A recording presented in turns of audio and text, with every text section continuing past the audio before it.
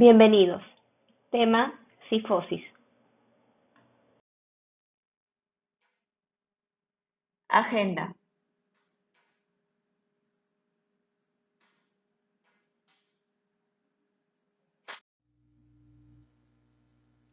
Cifosis es el incremento anormal de la curvatura dorsal fisiológica, esto observado en una vista lateral. Se debe a compromiso disco-ligamentario y óseo. La Sociedad de Investigación de la Escoliosis ha determinado valores para cifosis torácica normal entre 20 y 40 grados de Cobb, esto visto en una radiografía en la vista lateral. Clasificación. Podemos diferenciarla según reductibilidad y según etiología. Según reductibilidad, la cifosis se divide en cifosis postural y cifosis estructurada. La cifosis postural es aquella que va a reducir ante maniobras de flexibilización, va a corregir. Es una cifosis reductible, a diferencia de una cifosis estructurada, que es aquella que no reduce o no corrige ante maniobras de flexibilización. Es una cifosis irreductible.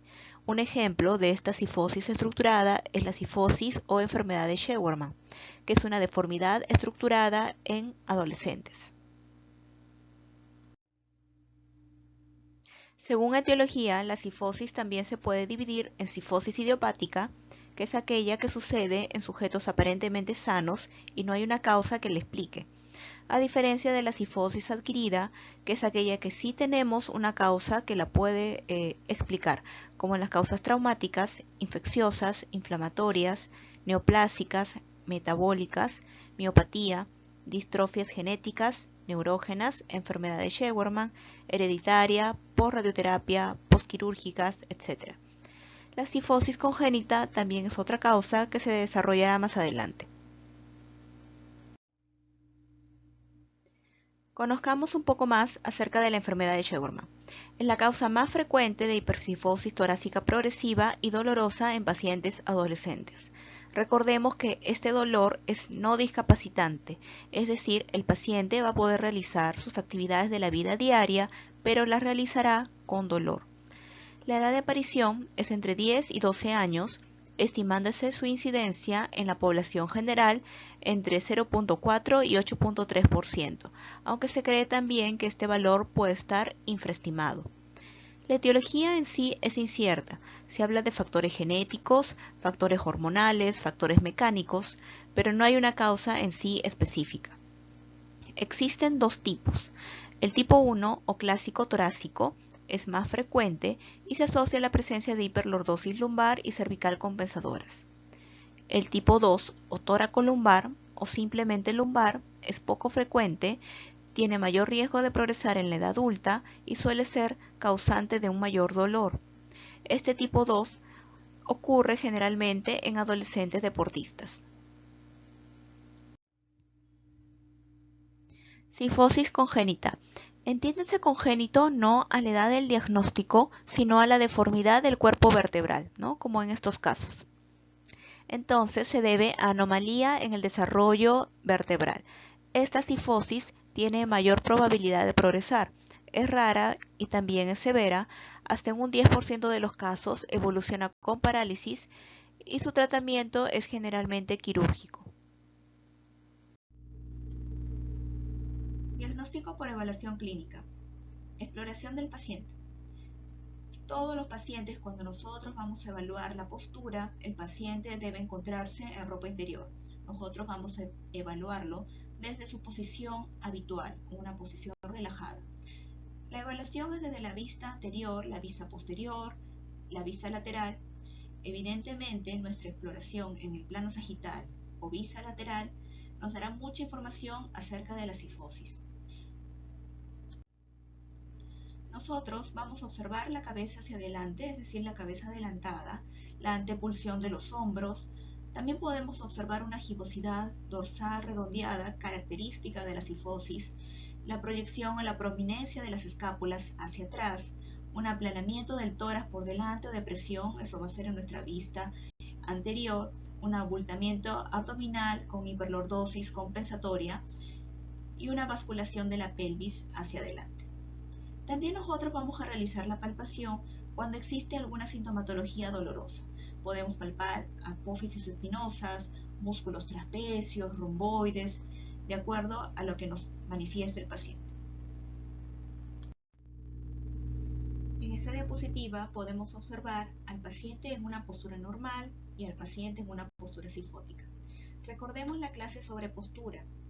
El paciente en la vista lateral, nosotros tenemos que coincidir el lóbulo de la oreja, mejor dicho, a nivel del conducto auditivo externo, con la articulación del hombro con el trocánter mayor. Esto indicaría una postura normal. Por el contrario, una postura sifótica, observamos que el conducto auditivo externo está muy por delante de la articulación del hombro. Observamos aquí la cabeza adelantada, el hombro en antepulsión y la gran postura sifótica.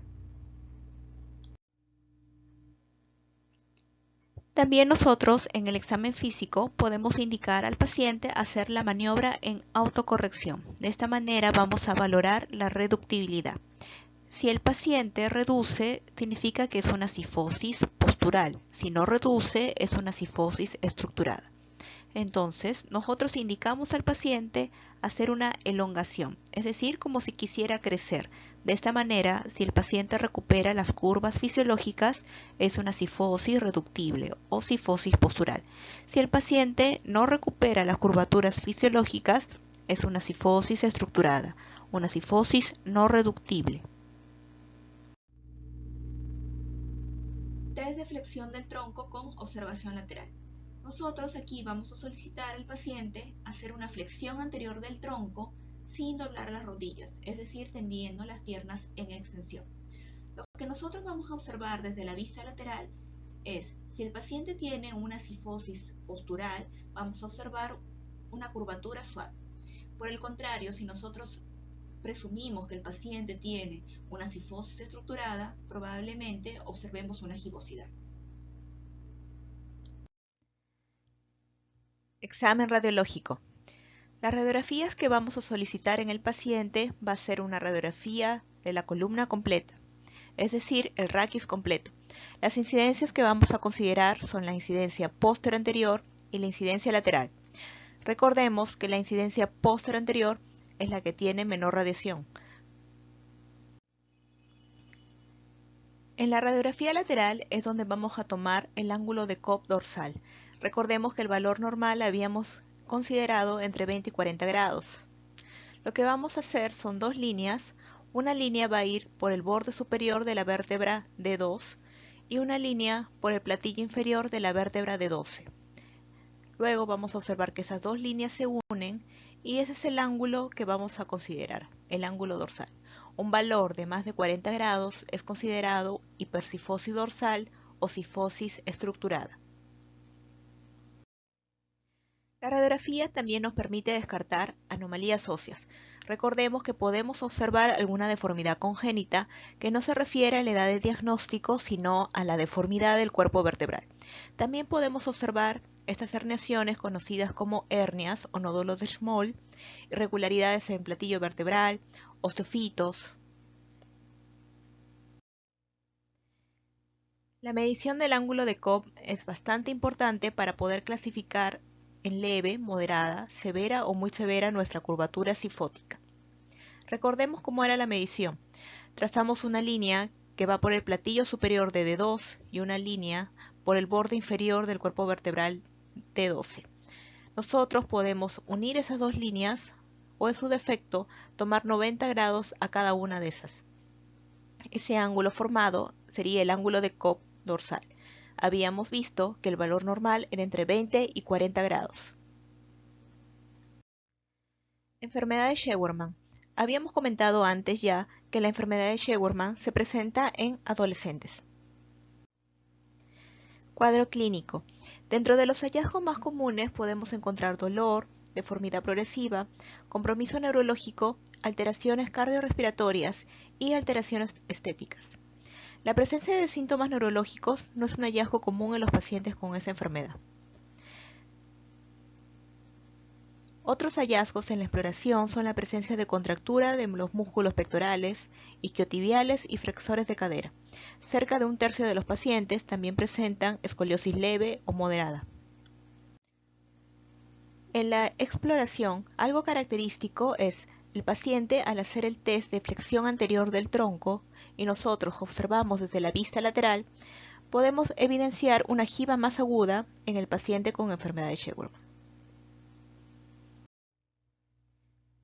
En esta diapositiva podemos observar al paciente realizando la maniobra de Adams o test de flexión anterior del tronco, pero la visión es una visión lateral. En la figura A podemos observar al paciente con enfermedad de Scheuermann. Notemos que presenta una gibosidad muy aguda. En el caso B podemos observar un dorso un poco más redondeado, más suave, que correspondería a una cifosis postural. La enfermedad de Scheuermann tiene criterios radiográficos para su diagnóstico. Lo primero que debemos considerar es el acuñamiento del cuerpo vertebral. Para considerar el acuñamiento vamos a trazar una línea por el platillo superior de la vértebra y una línea también por el platillo inferior de la vértebra. Ese ángulo lo medimos y si encontramos que tiene un valor de 5 grados o más, vamos a considerar a la vértebra como acuñada. El diagnóstico de enfermedad de Scheuermann es con 3 vértebras con acuñamiento que estén consecutivas o 5 vértebras discontinuas que tengan el acuñamiento. Otra forma de evaluar el acuñamiento del cuerpo vertebral es hacer la medición de la altura, tanto la altura anterior como la altura posterior, y una diferencia de 3 milímetros a más también es considerada como acuñamiento. Radiográficamente también podemos observar en la enfermedad de Scheuermann los nódulos de Schmoll. Estos son protrusiones del disco intervertebral que se desplaza hacia el interior del cuerpo de la vértebra situada inmediatamente encima o debajo. Aquí podemos observar la imagen característica. Estos son los nódulos o las herniaciones. También podemos observar estrechamiento del espacio discal con ensanchamiento central del disco, degeneración discal prematura, irregularidad de los platillos vertebrales y un aspecto de pseudofractura con fragmentos óseos en la parte anterior de la vértebra. Uso de la ficha de detección de trastornos posturales en niños y adolescentes de 7 a 17 años. Evaluación estática. La columna, desde su vista lateral, tiene la opción para evaluar la columna cervical, la columna dorsal y la columna lumbar. En el caso de la columna cervical, tenemos la posición de la cabeza, lo cual puede ser cabeza alineada, no normal, y cabeza adelantada. La columna dorsal tiene la opción de normal, hipercifosis reductible e hipercifosis irreductible. En el caso de ser reductible o irreductible, se diferencia con la maniobra de autocorrección. Por último, la columna lumbar puede ser normal o hiperlordosis. En el caso de encontrar alguno de estos en el paciente, tenemos que marcarlo. Manejo en el primer nivel de atención de salud, en aquellas cifosis posturales o cifosis reductibles. Pautas de ejercicios de postura. Esos son algunos ejercicios que pueden ser recomendados en los niveles de menor complejidad. Por ejemplo, el ejercicio de flexibilización de toda la columna. El paciente tiene que estar en posición de 4 puntos o posición de gateo. Le pedimos que tome aire de manera que mientras va tomando aire va formando o forzando una curvatura dorsal. Luego el paciente puede relajar eliminando el aire, exhalando y nuevamente recuperando su curvatura fisiológica. Inclinación pélvica. El paciente se encuentra acostado en el suelo con las rodillas flexionadas y los pies apoyados en el suelo. Lo que vamos a indicar al paciente es levantar o despegar del suelo los glúteos, de manera que va a formar un puente. Esto lo puede repetir al menos 5 veces. Ejercicio conocido como Superman. El paciente va a estar en una postura de cúbito prono, extiende las manos frente a la cabeza. Manteniendo la cabeza en una posición neutral, mirando hacia el suelo, va a levantar los brazos y las piernas hacia el techo. Va a tratar de estirarse lo más que pueda. Debe mantener esta postura 3 segundos y repetirlo por lo menos unas 10 veces. El manejo también debe incluir la práctica deportiva y la alimentación saludable, el mantener un peso sano. Recordemos que la actividad física, el deporte, lo que hace es ayudar a flexibilizar la columna, además de mejorar la dinámica ventilatoria. Podemos recomendar algunos deportes como gimnasia, ejercicios aeróbicos, natación, básquet, ciclismo, pero debemos recordar y motivar al paciente a realizar el deporte que más le guste. Lo puede realizar con una frecuencia de 3 veces por semana, lo cual sería incluso lo ideal. Si puede hacer más, mucho mejor.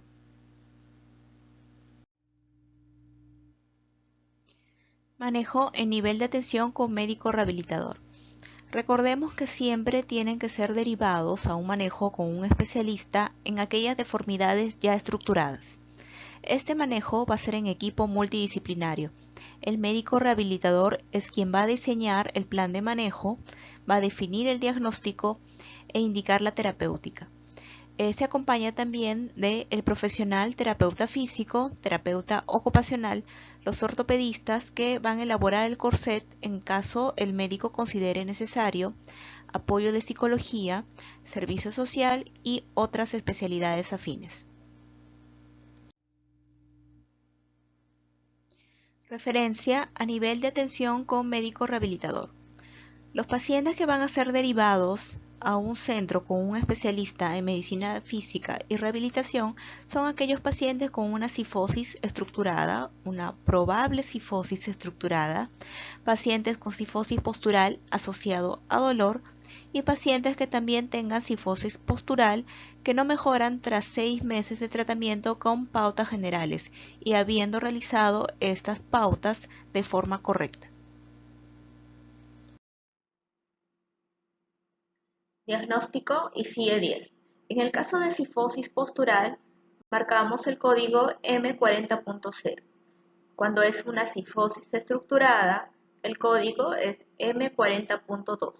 Y en el caso de una enfermedad de Shewarman, es decir, osteocondrosis juvenil de la columna vertebral, el código es M42.0.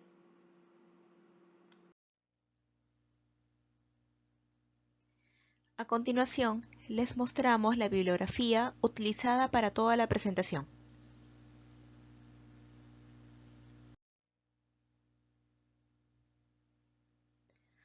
A todos, muchas gracias por su atención.